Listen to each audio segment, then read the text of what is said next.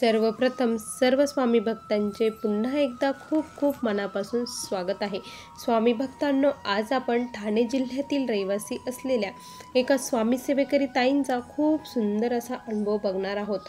हा अनुभव जो कोणी ऐकणार आहे ना, त्या प्रत्येक स्वामी भक्ताला आज आपल्या सर्व प्रश्नांची उत्तरे मिळणार आहे। स्वामींची भक्ती कशी करावी, ज्याने प्रचिती येते हे देखील आपल्याला कळणार आहे। त्यामुळे हा अनुभव अगदी शेवटपर्यंत प्रत्येक स्वामी भक्ताने आज बघावा। चला तर मग वेळ न लावता या ताईंच्या शब्दात या सुंदर अशा अनुभवाला सुरुवात करूया।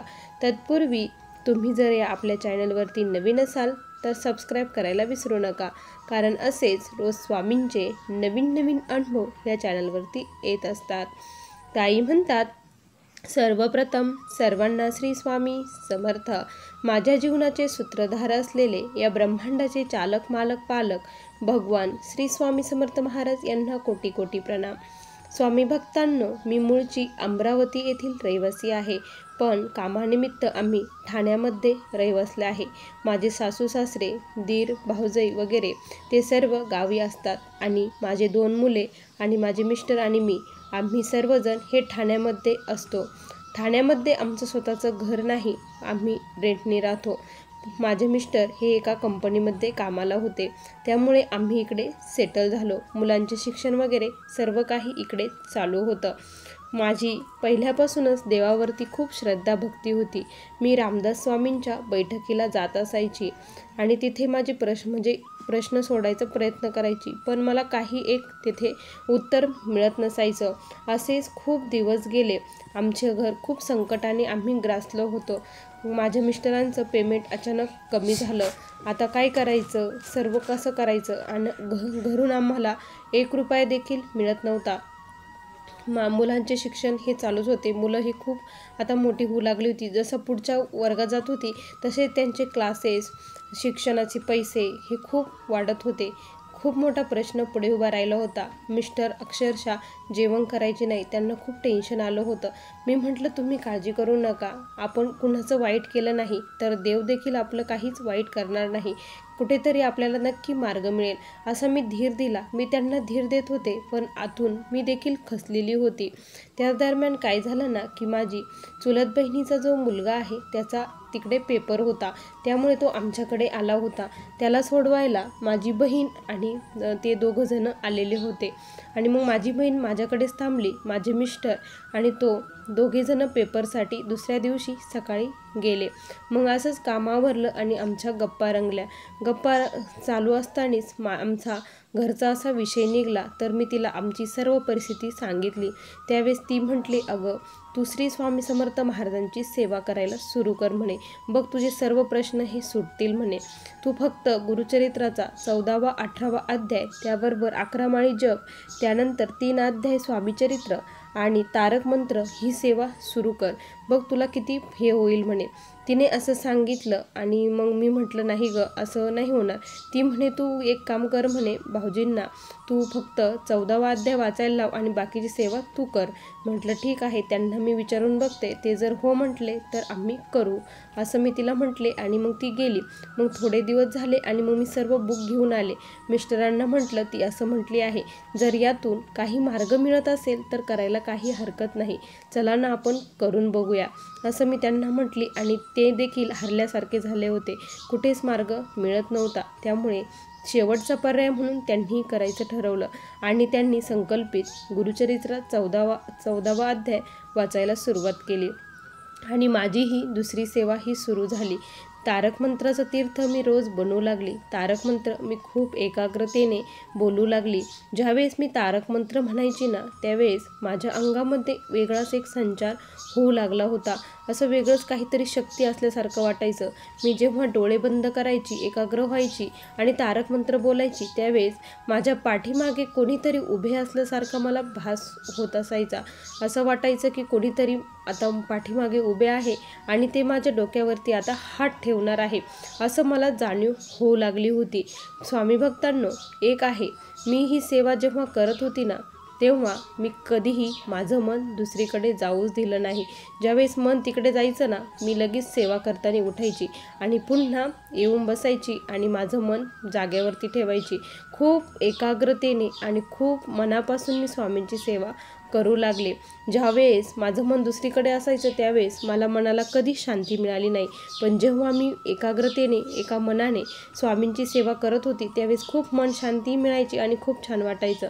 त्या दरम्यान काय झालं ना की 1-2 महिने होऊन गेले असेल आम्ही ही सेवा करत होतो. माझे मिस्टर दुसरीकडे जॉब हे शोधतच होते, पण त्यांना काही केल्या जॉब मिळत नव्हता. मग काय करायचं? माझ्या मनात अचानक अशी एक कल्पना आली की आपण एक व्यवसाय करूया म्हणून. मग मी मिस्टरांना म्हटलं, आपण संध्याकाळी काय करत जाऊ म्हटलं, तुम्ही तर 4 वाजता घरी येतातच, तोपर्यंत मी सर्व तयारी करते म्हटलं. आपण एक हातगाडी घेऊया आणि त्या हातगाडीवरती वडापाव करूया. तशीही माझ्या हाताला चव आहे तुम्ही म्हणताच, आपण वडापाव विकायला सुरुवात करूया असं मी माझ्या मिस्टरांना म्हटलं. ते म्हटले, नको गं, हे बरं वाटत नाही. मी म्हटलं, कामाला कसली लाज, कामातच राम बघायचा असतो, कोणत्याही कामाला लाज वाटू द्यायची नाही. आपलं उदरनिर्वाहासाठी आपल्याला हे करणं भाग आहे असं मी मिस्टरांना म्हटलं आणि ते देखील तयार झाले. मी साचवलेले पैसे होते त्यातून आम्ही गाडी वगैरे घेतली आणि एक शेगडी वगैरे सर्व काही आणलं आणि त्या दिवशी मी पहिल्यांदी वडापाव करायला सुरुवात केली. पण करण्याच्या अगोदरच स्वामींपुढे श्रीफळ, त्यानंतर खडीसाखर वगैरे सर्व काही ठेवली. स्वामींना विनंती केली, स्वामी तुम्हीच मला ही बुद्धी दिलेली आहे, मला माहीत आहे आणि तुमच्या सेवेत आल्यापासून तुम्ही सर्व काही तुम्हीच करविता आहात. आमच्या जीवनाचे जे काही चांगलं वाईट घडत आहे ते तुमच्या कृपेने घडत आहे, आमचं इथे काहीच नाही असं मी स्वामींना विनंती केली. आज पहिला दिवस आहे, स्वामी साथ द्या, तुम्ही सोबत चालावं असं म्हटलं आणि जी मी चटणी बनवली होती स्वामी भक्तांनो, ती चटणी बनवताना मी अखंड तारक मंत्र बोलत होती. जणू काय स्वामीच त्यामध्ये संचारले आहे असं भासू लागलं होतं. आणि मग संध्याकाळी मी आणि माझे मिस्टर आम्ही दोघेही गेलो. त्यानंतर वडापावची गाडी लावली आणि काय आश्चर्य, इतकी गर्दी वडापाव खाण्यासाठी झाली. सर्वजण म्हणायचे, खूप छान आहे, खूप छान आहे, ताई तुम्ही नवीन आहात का, रोज येत जा असं ते म्हणू लागले. त्यावेळेस खूप वेगळंच वाटत होतं आणि मग मी तिथे देखील तारक मंत्र म्हणूनच वडापाव बनवत होती. सवय नव्हती, प्रॅक्टिस नव्हती, पण मग मी सुरू केलं आणि त्या गाडीला नावही दिलं होतं, श्री स्वामी समर्थ वडापाव सेंटर असं नाव दिलं आणि तसंच चालू झालं रोजचा दिनक्रम. स्वामी कृपेने हळूहळू इतकं आमचं धंदा चालू लागला, अक्षरशः नोकरीपेक्षा जास्त पैसे आम्ही कमवू लागलो. माझ्या मिस्टरांचा अजिबात विश्वास बसवत नव्हता. हे कसं शक्य आहे? तर मी त्यांना म्हणायचे, अशक्य ही शक्य करतील स्वामी, ही सर्व स्वामींची कृपा आहे, स्वामींची दया झाली आहे, कृपा झाली आहे, आता त्यांना मरेपर्यंत कधीही विसरायचं नाही असं मी म्हटले. स्वामी भक्तांनो, त्या तारक मंत्राने आणि त्या सेवेने आज मी स्वतःचे आता आम्ही ठाण्यामध्ये घर बुक केलं आहे. माझ्या मिस्टरांचं पेमेंटपेक्षा जास्त आज आम्ही त्या धंद्यामध्ये कमवत आहोत. इतकी मोठी शक्ती या स्वामी सेवेमध्ये आहे. मला माहीत आहे ही ते काहीच नाही, मी हे काहीच केलेलं नाही, जे काही केलं आहे ते स्वामींनी केलं आहे आणि आमच्यावरती जे काही कर्ज झालं होतं ते कर्ज देखील आम्ही आज पूर्णपणे फेडलं आहे. आमचं जे डोक्यावरचं कर्ज खांद्यावरती येऊन थांबलं आहे आणि मला पूर्ण विश्वास आहे स्वामी महाराज यापुढे देखील अशीच साथ आम्हाला देतील. आणि स्वामी भक्तांनो, मी कधी स्वामींची सेवा सोडली नाही. रात्रीचे 11 वाजू 12 वाजू कितीही वाजू मला झोपण्यासाठी, जोपर्यंत मी सेवा करत नाही तोपर्यंत मी झोपत नाही. स्वामींनी माझी खूप वेळेस परीक्षाही बघितली.